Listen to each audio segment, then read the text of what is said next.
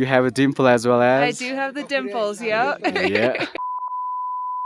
Hi guys, good morning and namaste. Welcome to my new vlog. आज चाहिँ म Everest base camp ट्रेकिङको last पोइन्टदेखि फर्काउँदैछु र तपाईँहरूले हेर्न सक्नुहुन्छ एभरेस्ट बेस क्याम्प चाहिँ पर सँगसँगै यहाँ माथि चाहिँ यो घाम आइरहेछ नि त्यसको पल्लोमा चाहिँ एभरेस्ट छ सो हामीले चाहिँ एभरेस्टलाई बाई बाई गर्छौँ and we will move down to Pheriche आज चाहिँ हामी फेरुची भन्ने ठाउँ जान्छौँ सो लेट्स सी आज चाहिँ हाम्रो अलिकति प्लान चेन्ज भएको छ के भएको छ भन्ने कुरा चाहिँ म एकछिनमा तपाईँहरूलाई भन्छु बाटोमै सो अब चाहिँ हामी तल फेरुची जान्छौँ लेट्स गो टु तल तल नि एकदमै दामी दामी ठाउँ छ सो लेट्स सी अमेरिकन दिदी हुनुहुँदो रहेछ सो उहाँसँग म कुरा गर्दै थिएँ उहाँ पनि टिकटकमा भिडियोहरू बनाउनु हुँदो रहेछ सो उहाँलाई चाहिँ हामी के क्वेसन सोध्छौँ है त hello excuse me how are you Good, how are you doing? I am also good what's your name My name's Ashley. Yeah, nice to meet you. This Nice is to Yogesh meet Rai. you. Yeah, you're so gorgeous.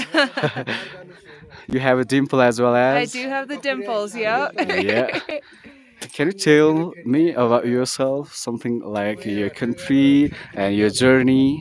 Yeah, so I'm from Wisconsin, the land of cheese and beer.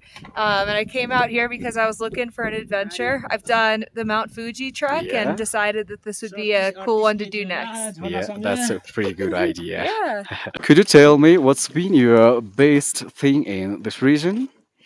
So if you take a look around here, Yeah. the views have been amazing. The last couple days of the trek, just taking in all those views has been spectacular. It was a little bit rainy and snowy on the way in, but I'm glad that things are clearing up. Yeah. And now we're going to Mount Everest Base Camp today. So I think that's going to be the highlight of the trip for sure. Okay, thank you so much Yeah, for thank your time. you. Namaste. Yeah, bye bye.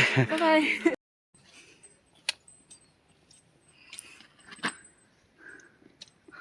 हाम्रो plan चाहिँ totally change भएको छ मैले plan कुरा गर्दै थिएँ त्यो plan चाहिँ के भएको छ भन्दाखेरि हामी चाहिँ आज फेरि चाहिँ जाने थियो बेडिङ लिएर तर हाम्रो ग्रुपहरू चाहिँ उड्ने भएको छ र यो एकजना दिदी हाम्रो साथमा हुनुहुन्छ उहाँ दिदीसँग चाहिँ म फेरि चाहिँ जाने भयो भने हाम्रो अरू टिमहरू चाहिँ कोही अगाडि हुनुहुन्छ भने कोही अहिलेको लागि माथि गोरौसेमा कुद्दै हुनुहुन्छ र म चाहिँ गइसकेको छु अहिले 8 बज्दैछ र तपाईँहरूले देख्न सक्नुहुन्छ मौसम चाहिँ अलिकति बिग्रिरहेछ अहिले तर पर्फेक्ट छ सिन दामी देखिरहेछ हेर्नु है खतरा देखिन्छ यो लेकमा चाहिँ नि जति मौसम बिग्रे पनि होइन चिसो भए तापनि यो ठाउँको भ्यू हेर्नुपर्छ एकदमै दामी देखिन्छ योपट्टि हेर्नु कस्तो खतरा देखिन्छ अनि हामी गइरहेको बाटो चाहिँ यस्तो छ अलिकति रकी अनि अलिकति गाह्रो गाह्रै छ